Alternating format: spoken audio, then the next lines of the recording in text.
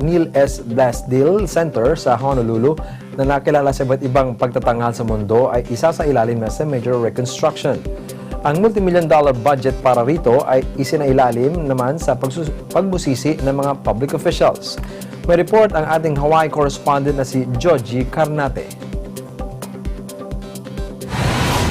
I think our community leaders saw it as the way we see it now, as sort of the center for the culture and arts in our community. Located east of downtown Honolulu, between South King Street and Kapilani Boulevard, is Hawaii's largest and most popular community complex, the Neil S. Blaisdell Center. This includes the concert hall, exhibition center, and arena. The city's Director of Enterprise Services took some time to share with Eagle News about the rich history of this place. So the campus that we're sitting on right now, the Neil S. Blaisdell Center, opened in 1964 as the Honolulu International Center, 22 acres. To me, it's a great story. It replaced the Honolulu Civic Auditorium, which was a couple blocks down the road on King Street from where we are. Very modest facility. Probably sat on about an acre to an acre and a half of land. One structure that everything fit into. Wrestling, concerts, roller derby, graduations. Our civic and community leaders at the time had a much grander vision. They took us from this postage stamp of land on one facility to a multi-facility venue on 22 acres of land. I believe this site was selected because from looking at the newspaper stories at the time, it was lamented as the last open space in Honolulu. In 1964, they were talking about how we were taking the last open space in Honolulu and creating this gathering place. For more than 5 decades, the Blaisdell became the gathering place for events like concerts and other events for many famous people. One of those celebrities was Elvis Presley, who is still remembered to this day for his live performance that was also shown worldwide by satellite in January 1973. Eagle News got to visit the very dressing room where the King of Rock and Roll prepared for the historic concert.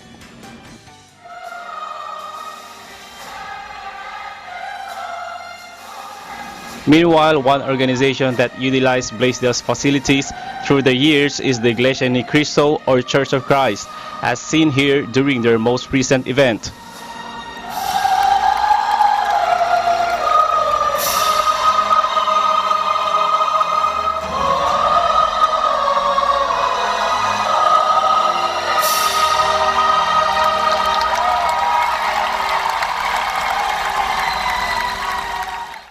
The grand celebration of the 50th anniversary of the Church of Christ in the 58th state has just concluded here in Blaisdell Arena.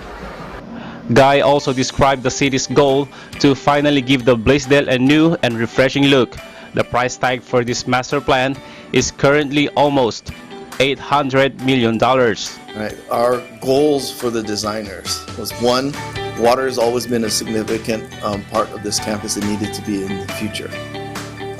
Two, the Blaisdell, when it was first conceived and opened, was dedicated as a memorial to Hawaii's veterans, and we wanted to rededicate it in that fashion. So there needed to be a significant component to the design that honored that nature of the Blaisdell. And so we have this War Memorial Plaza that is one of the major entries into the future campus. Basically, everything on the campus is rebuilt other than the concert hall. That will stay and be significantly renovated in the interior. A little bit of the exterior will be touched. The rest of the campus comes down and gets rebuilt, but the arena is going to look like it was rehabilitated as opposed to rebuilt. We're rebuilding it to look the same. Guy and other city leaders have acknowledged the concerns of clients who frequently use Blaisdell's facilities and have repeatedly engaged with them with hopes of maintaining their trust and loyalty during and after the construction period. We have several annual tenants, and some who have seasons here. The ballet has a season, the symphony has a season, Hawaii Opera Theater has a season. And we've been talking to those groups and many more, especially the ones that also have exhibitions. about alternatives. The unfortunate thing is the city doesn't have an alternative. We don't have another facility that these folks could go into and hold their events while we're under construction. But we've been having the dialogue with them, and we feel like we've had it early enough that they can start to look for alternatives on their own.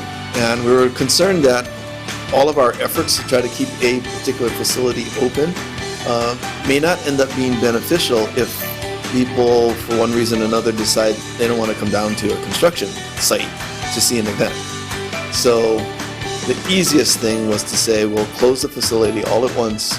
If we have an opportunity to roll venues back online one at a time, then we would do that. So presently we haven't been taking bookings for anything past December of 2020, which is our scheduled closure.